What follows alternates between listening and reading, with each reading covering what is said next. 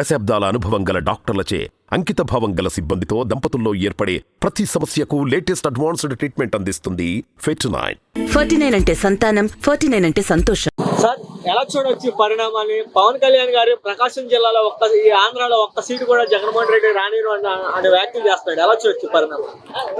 పవన్ కళ్యాణ్ ఒక్క సీటు కూడా రాని అంటాం. తర్వాత సంగతి ఆయనకు ఒక్క సీటు రాలా. ముందు మన తెలంగాణలో 8 చోట్ల పోటీ చేశారు. అది కూడా బీజేపీ సపోర్టుతో పోటీ చేశారు. అంత బీజేపీ సపోర్ట్తో పోటీ చేసినా డిపాజిట్లు గల్లంత అయిపోయినాయి. నిన్న జగన్మోహన్ రెడ్డి గారు అన్నారు, మా సోదరి బరిరక్క వచ్చిన ఓట్ల కన్నా కూడా పవన్ కళ్యాణ్ అంత స్టార్డమ్ ఉన్నవాడికి తక్కువ వచ్చినాయి. బర్రెలెక్కతో కూడా పోటీ పడలేనోడు ఈయన వచ్చి మాకు సీటు రానికుండా చేస్తానంటాం. ఎంతవరకు? ముందు అసలు ఈయన ఎక్కడైనా గెలవగలడనేది ఎత్తుక్కోమనండి. గెలవడం కూడా తర్వాత సంగతి. డిపాజిట్ తెచ్చుకోవడానికి ఈయన కష్టపడాలి ఫస్ట్ ఆఫ్ ఆల్. అంతేగాని ఈయన మమ్మల్ని గెలవనీయకుండా ఉండటం చేయడం అనేది కాదు. ముందు ఈయన తెలంగాణలో ఈయనకి ఏం గతి పట్టిందో రేపు ఆంధ్రప్రదేశ్లో కూడా అదే కథ పట్టుద్ది. దశాబ్ద కాలం పాటు 10 సంవత్సరాల పాటు ఉమ్మడిగా అంటే కార్యాచరణలు పొత్తుతోనే వెళ్తాము, ఈ పొత్తు కొనసాగిద్ది, రాష్ట్రం అభివృద్ధి సాగాలంటే పొత్తు కొనసాగాలంటే దశాబ్ద పాటు అని చెప్పాలి. 2014లో కూడా ఈయన అదే చెప్పాడు. మోడీ గారు, చంద్రబాబు గారి నాయకత్వం అవసరం, మనకి మోడీ గారి నాయకత్వం అవసరం, కాంగ్రెస్ హటావో దేశ్కి బచావో అన్నాడు. అనేసి ఏం చేశాడు? 2014 ఈ ఎలక్షన్ అయిన సంవత్సరాల తర్వాత కూడా వచ్చి బీజేపీకి వచ్చి 2 పాచిపోయిన లడ్డూలు ఇచ్చావని చెప్పేసి బీజేపీని అంత కాకినాడలో సభ పెట్టి తిట్టావు. నువ్వు చంద్రబాబు నాయుడిని నా తల్లిని తిట్టావు, నా తల్లిని దూషించావు, లోకేష్ని పంచాయతీ రాజ్ మినిస్టర్ని చేశావు, పంచాయతీ ఎన్నికల్లో పోటీ చేయను కూడా పంచాయతీ రాజ్ మినిస్టర్ని చేసావు, తిట్టావు. మళ్ళీ నువ్వు వాళ్ళతోనే పొత్తు పెట్టుకున్నావుగా, పాచిపోయిన లడ్డూలు ఇచ్చావన్నావు. ఈసారి ఎన్ని పాచిపోయిన లడ్డూలు తీసుకున్నావు అని చెప్పి వెళ్ళి బీజేపీతో పొత్తు పెట్టుకున్నావు. ఎలక్షన్లు అయిపోయిన మరుసటి రోజే సరే బీజేపీతో పొత్తు పెట్టుకొని పోనీ కాముగా ఉన్నావా? ఓన్లీ మళ్ళీ ఎలక్షన్లు వచ్చేసరికి మళ్ళీ చంద్రబాబు నాయుడు అంటున్నావు. నువ్వు దశాబ్ద కాలం నువ్వు కనీసం ఒక 6 నెలల్లో వాళ్ళతో పొత్తులో కంటిన్యూ అవరా బాబు. నువ్వు దశాబ్దం తర్వాత ముందు 6 నెలలైనా కంటిన్యూ. ఈ 6 నెలలేమో బీజేపీ అంటాడు, రేపు 6 నెలలేమో చంద్రబాబు అంటాడు, రేపు వచ్చి కేఏపాలతో పొత్తు అంటావా నువ్వు? ఏందండి ఇది? మొన్న నిరుడు ఎలక్షన్లో ఎవరితో పొత్తు? మాయావతి, సిపిఎం వీళ్ళతో పొత్తు. ఎవరిదైనా నువ్వు కనీసం కాపురం పెళ్ళాలతో కాపురాలు ఎట్టా సరిగ్గా చేయడు, పొత్తులైనా సరిగ్గా చేయరా బాబు. నువ్వు పెళ్ళాలు మార్చినట్టు పొత్తులు కూడా మారితే ఎట్టాగా అని ఎలా చూడొచ్చు అన్న? మరి పవన్ నిన్న చంద్రబాబు నాయుడు గారు కూడా ఎమ్మెల్యేలు జగన్మోహన్ రెడ్డి మారుస్తున్న విధానాన్ని బట్టి చూస్తే కాయని ఎక్కడైనా ఒకటి చలన కాయని ఏదైతే ఏముంది, ఎక్కడైతే ఏముంది, ఎక్కడ పోటీ చేస్తే ఏముంది అన్న అంటున్నాడు. ఎలా చూసి పరిణామం? ముందు చల్లని కాయలు ఎవరంటే వాళ్ళ కొడుకు నారా లోకేష్ చల్లని కాయను కాబట్టేగా మంగళగిరిలో అంత ఘోరంగా ఓడిపోయాడు. 2014లో బీజేపీతో వీళ్ళతో పొత్తు పెట్టుకొని 100 సీట్లు గెలిచాడు. 100లో ఎన్ని చల్లలేదు? 23 చెల్లిని, మిగతా 70 సీట్లు చల్లల. అంటే చల్లని ఎమ్మెల్యేలు ఎవరికి ఉన్నారంటే చంద్రబాబు నాయుడుగా ఉన్నారు. ఈ 23లో కూడా ఒక 20 చల్లవు, రేపు ఒక 2-3 చెల్లుది. అది అంటే ఎలా చూడొచ్చు? అప్పుడే మళ్ళీ జనసేన టీడీపీ, జనసేన బీజేపీ పొత్తు అంటున్నారు, ఇంకోటేమో జనసేన టీడీపీ మేనిఫెస్టో జనాల్లో తీసుకెళ్తారు. ఈ పరిణామం ఎలా చూడొచ్చు? అదేనండి, వీళ్ళు ఒక క్లారిటీ లేదు, వీళ్ళకే క్లారిటీ లేదు. ముందు చంద్రబాబు నాయుడు ఎవరితో పొత్తులో ఉన్నాడు, లేదా పవన్ కళ్యాణ్ ఎవరితో పొత్తులో ఉన్నాడు అనేది వీళ్ళకి క్లారిటీ లేదు. వీళ్ళంతా ఏంటో జనాలు కన్ఫ్యూజ్ చేసేసి లాస్ట్ మూమెంట్లో ఏదో చేద్దాం అనుకుంటున్నారు. కానీ ఆయన అన్నట్టు చల్లని కాయన అన్నట్టుగానే వీళ్ళ పొత్తు కూడా చల్లదు. రాష్ట్రంలో వీళ్ళ పొత్తు కూడా చల్లదు. చల్లకపోగా వీళ్ళకి గట్టిగా ఎదురు దెబ్బ తగులుద్ది.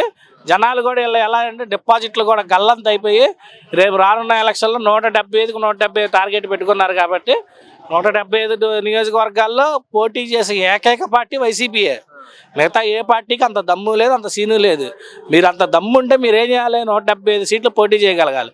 ఈడు పవన్ కళ్యాణ్ నేను ముఖ్యమంత్రి అవుతాను అంటున్నాడు. ముఖ్యమంత్రి అవడానికి ఎన్ని సీట్లు కావాలి తెలుసా? ఈయనకి 88 సీట్లు కావాలి. మనకి 88 సీట్లు ఈయన ఎన్ని పోటీ చేస్తున్నాడు? 30 పోటీ చేస్తున్నాడు. 30 పోటీ చేస్తే సీఎం అవుతాడా 30కి? పోనీ చంద్రబాబు నాయుడు వీడికి పొత్తిచ్చి ఈయన గెలిపిస్తానుకున్నాం అనుకోండి, గెలిచిన ఎమ్మెల్యే ఈయన దగ్గర ఉంటారా? వీడు గెలిచిపిచ్చి ఏం చేస్తారు? మళ్ళీ షూటింగ్లకి వెళ్ళిపోతారు. ఫారెన్లో షూటింగ్లకి, ఫారెన్ అమ్మాయిలతో జలసాలకి వెళ్ళిపోతాడు రాష్ట్రాన్ని వదిలేసి. మళ్ళీ 2 సంవత్సరాల తర్వాత వచ్చి చంద్రబాబు నాయుడు నేను నమ్మి మోసపోయాను, మీరు మళ్ళీ మోసపోకండి, నేను ఈసారి మాయావతితో పోటీకి వెళ్తాను అంటాడు. నేను నమ్ముతారండి అది? అంటే ఈ పరిణామాలు ఎలా చూడొచ్చు అంటారు?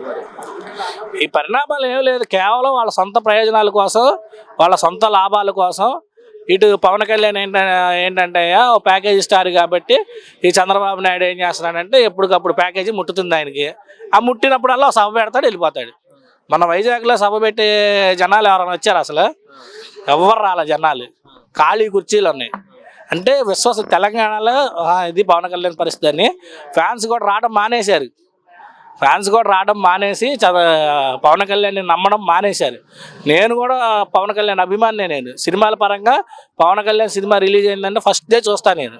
కానీ రాజకీయ పరంగా ఆయనకు పరిమితి లేదు, ఒక మాట మీద నిలబడేది లేదు. సినిమాలు వేరు, రాజకీయాలు వేరు. కాబట్టి సినిమా పరంగా నేను ఆయన అభిమానించిన, ఓటు పరంగా నేను జగన్కే వేస్తా. ఎందుకంటే ఆయన పరిమితి గల నాయకుడు, విజన్ గల నాయకుడు. పరిమితి జగన్మోహన్ రెడ్డి గారు కూడా ఇండైరెక్ట్ గా పవన్ కళ్యాణ్ అనడం జరిగింది, బరి లెక్క కంటే నీకు తక్కువ ఓట్లు వచ్చింది అని చెప్పి. నీ తెలంగాణలో నీ పరిస్థితి ఏంటి, చూసేవని మేకప్ స్టార్ అని కూడా అనడం జరిగింది. ఎలా చూపించారు? అదేనండి, ఇప్పుడు తెలంగాణలో ఆయనకి అదే గతి పట్టింది తెలుసు, అందరికి తెలుసు. అది ఈయన ఏంటంటే మామూలుగా మొన్న సింగిల్గా పోటీ చేశారు 2019లో. సింగిల్గా పోటీ చేస్తే కనీసం ఈ నుంచున్న చోట కూడా గెలవలేకపోయాడు. నుంచున్న చోట గెలవలేక చాలా చోట్ల జనసేన అభ్యర్థులు డిపాజిట్లు గల్లంత అయిపోయినాయి. 170 సీట్లలో కూడా పోటీ చేయాలి. అప్పుడు ఎన్నో పోటీ చేసినట్టు ఉన్నాడు. వాటిల్లో కూడా డిపాజిట్లు గల్లంత అయిపోయినాయి జనసేనకి. అదేవిధంగా ఇప్పుడు వెళ్ళి తెలంగాణలో ఏంటంటే కొద్దిగా బీజేపీ నరేంద్ర మోడీ గారి వేవ్ కానీ వీళ్ళతో కానీ పొత్తు పెట్టుకుంటే 1-2 గెలుద్దాము, ఏదో నేను గెలిచాము, ఆ గెలుపుని తీసుకొచ్చి ఇక్కడ చెప్పుకుందామని ప్రయత్నంగా చేశాడు. కానీ అక్కడ ప్రజలు ఏం చేశారంటే చెప్పుకి పెంటరాసి కొట్టినట్టుగా డిపాజిట్లు కూడా గల్లంత అయిపోయి ఈయన వల్ల బీజేపీకి కూడా రావాల్సిన చోట్లు తగ్గిపోయినాయి. ఉప ఎన్నికల్లో బీజేపీ హుజూర్ నగర్ గెలిచింది. అంతకుముందు మన మాధవ్ గారు వీళ్ళందరూ గెలిచారు. బీజేపీకి మన టీఆర్ఎస్కి అప్పుడు బాగా గట్టి దెబ్బ కొట్టారు బీజేపీ వాళ్ళు. గ్యాటర్ ఎన్నికల్లో కూడా రప్పపాటులో కార్పొరేషన్ పోయింది. ఎంఐఎం సపోర్ట్ లేకపోతే టీఆర్ఎస్ సపోర్ట్ ఇది లేదు. అలాంటి గట్టి బీజేపీ పోటీ ఇచ్చింది. పవన్ కళ్యాణ్ అంటే వాళ్ళు నష్టపోయారు.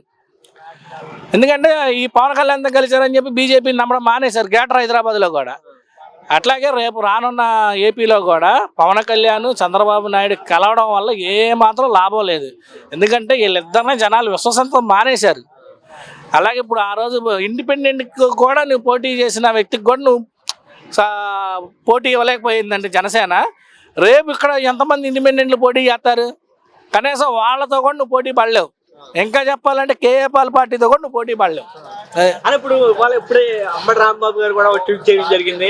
10 ఏళ్ళ పాటు కాదు, 3 ముళ్ళు ఎలా చేస్తాడు, 3 రోజులు కూడా 3 పటాపట్లు అయిపోద్దని చెప్పి అంబటి రాంబాబు గారు కూడా సటరికల్ గా కౌంటర్ వేయడం జరిగింది. ఎలా చేస్తున్నారు? అదే కదా నేను అనేది. ఇప్పుడు 2014లో హడావుడిగా వచ్చేసి పార్టీ పెట్టేశాడు. ఆ రోజు రాష్ట్రం విడిపోయిన నేపథ్యంలో ఏదో కొంచెం మైలేజ్ కోసం పెట్టేశాడు. కాంగ్రెస్ డేస్కి బచావు అన్నాడు. వెళ్ళి నరేంద్ర మోడీని కలిశాడు, చంద్రబాబు నాయుడిని కలిశాడు, పొత్తు అన్నారు, బాగానే ఉంది. గవర్నమెంట్ ఫామ్ అయింది. గవర్నమెంట్ ఫామ్ అయిపోయిన తర్వాత ఈ ప్యాకేజ్ విషయంలో ఎక్కడ తేడా వచ్చినట్టుంది వీళ్ళకి. తేడా వచ్చి ఏం చేశాడు నరేంద్ర మోడీ గారు, మీరు రాష్ట్రానికి ప్యాకేజ్ ఇచ్చారు కానీ నాకు ఇవ్వలేదు ప్యాకేజ్, 2 పాచిపోయిన లడ్డూలు ఇచ్చారు, నా మొహాన్ని పడేశారు 2 పాచిపోయిన లడ్డూలు, నాకు ఈ సరిపోవని చెప్పి గోల పెట్టాడు. చంద్రబాబు నాయుడుతో మీటింగులు పెట్టాడు. అప్పుడు వెళ్ళి ఏదో సమస్య మాట్లాడినట్టుగా అసెంబ్లీలోకి వెళ్ళి మాట్లాడరావడం అట్లా చేశాడు. మళ్ళీ 1 నెల తర్వాత మళ్ళీ మామూలే చంద్రబాబు నాయుడిని తిడతాం మొదలుపెట్టాడు. ఏంటంటే అప్పుడు ప్రభుత్వ వ్యతిరేకత ఓటు చీలిపోయి జగన్ గారికి ఎక్కడ మేలు అవుద్దని చంద్రబాబు నాయుడు తిట్టడం మొదలుపెట్టి మళ్ళీ ఏం చేశాడు, వెళ్ళి బీజేపీతో పొత్తు పెట్టుకున్నాడు. మళ్ళీ ఇప్పుడు బీజేపీ కాదు, బీజేపీ వచ్చినా రాబని మళ్ళీ తెలుగుదేశం అంటున్నాడు. మళ్ళీ ఒకసారి అంటాడు నేను సీఎం అభ్యర్థినే, అంత బలం ఇవ్వట్లేదు మీరు, అందుకని నేను ఏం చేయలేకపోతున్నాను అంటున్నాడు. అసలు ఏం మాట్లాడుతున్నావు నువ్వు? ఎవరితో పొత్తులో ఉన్నావు? ఎందుకే తండాలు పడుతున్నారు, ఓట్లు వేయట్లేదు అంటున్నాడు, నా కాపులు నాకు ఓటు వేయలేదు అంటున్నాడు. ఏమంటే మొన్న కోదాడులో 1,00,000 వచ్చారని చెప్పి రికార్డు చెప్పుకున్నారు తెలంగాణ ఎలక్షన్ అప్పుడు. ఎన్ని ఓట్లు పోలయ్యాయి వాళ్ళకి? 1,200 లోపు 1000 లోపు పోలయ్యాయి. 570 ఓట్లు పోలయ్యాయి వాళ్ళకి. మరి 1,00,000 మంది వస్తే 1,00,000 మంది ఓటు అయితే కనీసం ఒక 50,000 రావాలిగా ఓట్లు. 50,000 పడిని 570 ఓట్లు అయినా బండి.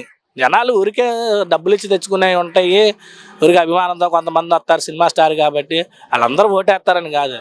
అంతకన్నా ఎక్కువ మంది జనాభా వచ్చారు 2019లో పవన్ కళ్యాణ్ మీటింగ్ పెడితే. నేను చూశాను ఇంతమంది ఉన్నారేంట్రా బాబు, పవన్ కళ్యాణ్ కనీసం 20-30 సీట్లైనా గెలుస్తాడేమో అనుకున్నా. కానీ ఆయనే గెలవలేదు అసలు ముందు. అది జనాలు ఆయనకే ఓటేయాలి. వాళ్ళ ఫ్యాన్స్ ఆయన ఎక్కడైతే పోటీ చేశాడో ఒక పార్టీ అధినేత ఓడిపోవడం అనేది అదే రికార్డు. అంటే వైసీపీ వాళ్ళు కూడా ఎట్లా అన్నారు మరి చలన కాగితాల్లో పవన్ కళ్యాణ్ ఇండియా లీడర్ పవన్ కళ్యాణ్ అన్నాడు మానసికంగా కుంగదేదంగా అన్నారు. అదేనండి అక్కడ విషయం ఏంటంటే పవన్ కళ్యాణ్ గారు ఎక్కువ సీట్లు డిమాండ్ చేస్తారు కాబట్టి ఏదన్నా పవన్ కళ్యాణ్ హైప్ చేస్తే ఎక్కువ సీట్లు డిమాండ్ చేస్తారు కాబట్టి తెలుగుదేశం వాళ్ళు పవన్ కళ్యాణ్కి తెలంగాణ ఎదురైన అనుభవం చూసి ఇక్కడ ఎక్కువ సీట్లు ఇవ్వడానికి ఇష్టపూర్వకంగా లేరు. అందుకే మోరల్గా ఏం చేస్తున్నారంటే చల్లని కాయని ఎవడరా బాబు అంటే 2 చోట్ల డిపాజిట్లు కూడా గల్లంతే ఓడిపోయిన పవన్ కళ్యాణ్ ముందు అన్నారు చల్లని కాయనని. అంటే అక్కడ పవన్ కళ్యాణ్ గమనించలేకపోతున్నాడు. ఆయన ఏదో ఆ ప్యాకేజ్ ఎఫెక్ట్లో ఉండబట్టి ఈయన అన్నయ్య గమనించలేకపోతున్నారు. 2 చోట్ల నిన్ను చల్లకుండా వేశారా బాబు, నువ్వేంటి నన్ను సీట్లు అడిగేది ఎక్కువ, మేము పడేసిన ముష్టిలో నువ్వు పోటీ చేయని చెప్పి చెప్తున్నాడు అన్నమాట ఇండైరెక్ట్గా. దశాబ్దాల అనుభవం గల డాక్టర్లచే అంకిత భావం గల సిబ్బందితో దంపతుల్లో ఏర్పడే ప్రతి సమస్యకు లేటెస్ట్ అడ్వాన్స్డ్ ట్రీట్మెంట్ అందిస్తుంది ఫెట్9. 49 అంటే సంతానం, 49 అంటే సంతోషం.